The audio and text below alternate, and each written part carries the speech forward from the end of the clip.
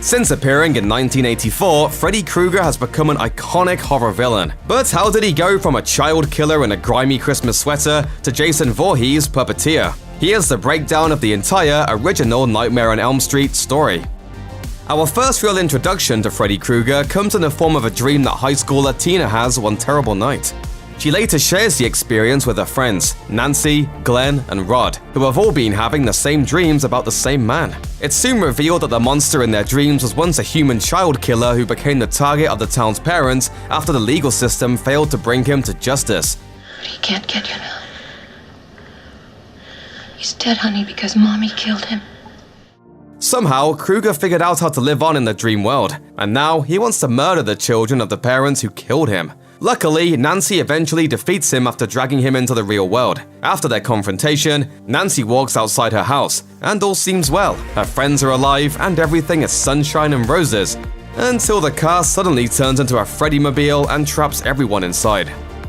5 years later, in Freddy's Revenge, a kid named Jesse and his family move into Nancy's old house on Elm Street, and an entirely new cast of characters are tormented by Freddy. Jesse's dreams of Freddy are a little different from Nancy's, in that Jesse never really finds himself in any danger of being killed. But when he and his friend Lisa find Nancy's old diary, he realizes exactly who he's up against.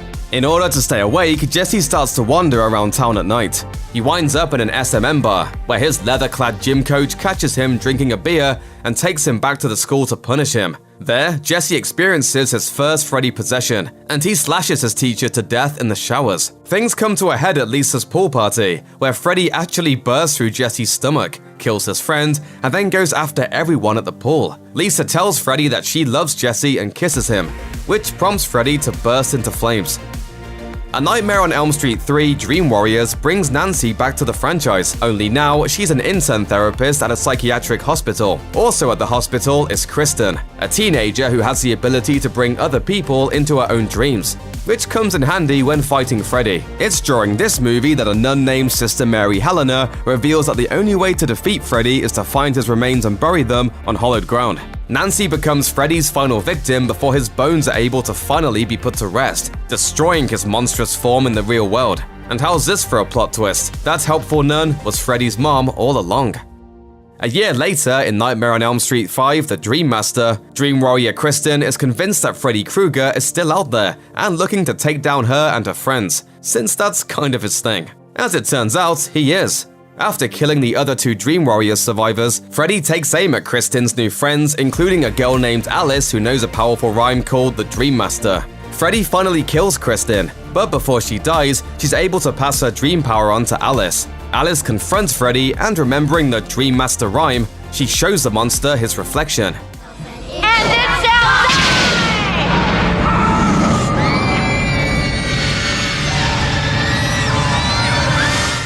Defeated, Freddy is torn apart by the very souls he'd trapped, releasing the ghost of every trapped, murdered child.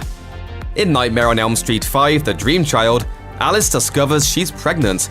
But this isn't your average pregnancy. Freddy is somehow feeding her baby with the souls of his victims. Through all of this, Alice keeps seeing a young boy named Jacob, who turns out to be an older version of her unborn child. Alice discovers that the body of Freddy's mother, Amanda, is still in the asylum, and now the only way to defeat Freddy is to release Amanda's soul. After a little trickery by young dream child Jacob, Amanda and Jacob are able to trap Freddy's soul by turning him into an adorable baby.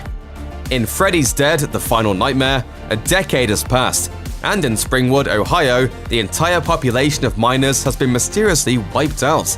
Only one remains, John Doe, who Freddy sends out into the world in order to retrieve more souls for him. Outside of the city, John comes across a youth shelter, where he meets Maggie and a new group of future victims. John and Maggie have dreams involving the same girl, which drives them back to Springwood. John, Maggie, and the other teens take refuge at the old Elm Street house, where Freddy attacks each one. Maggie eventually realizes that Freddy is actually her father. I know who I am. You're my blood. Only you could have brought me out.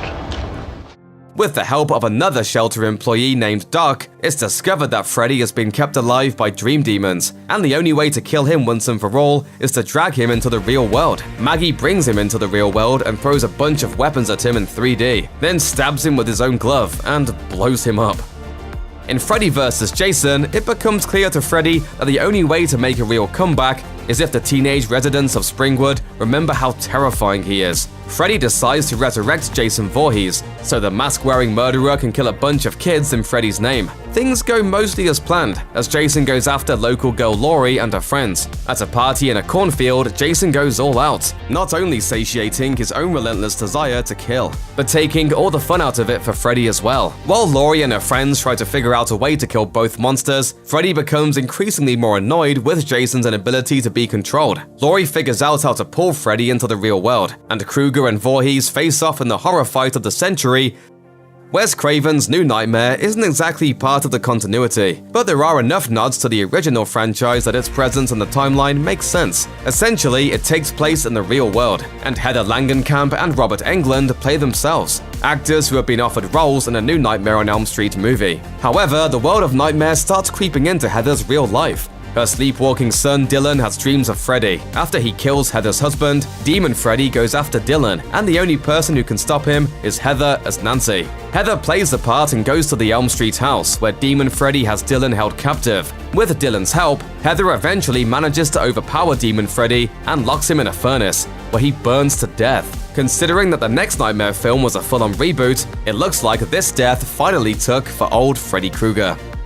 Check out one of our newest videos right here, plus even more Looper videos about your favorite horror movies are coming soon. Subscribe to our YouTube channel and hit the bell so you don't miss a single one.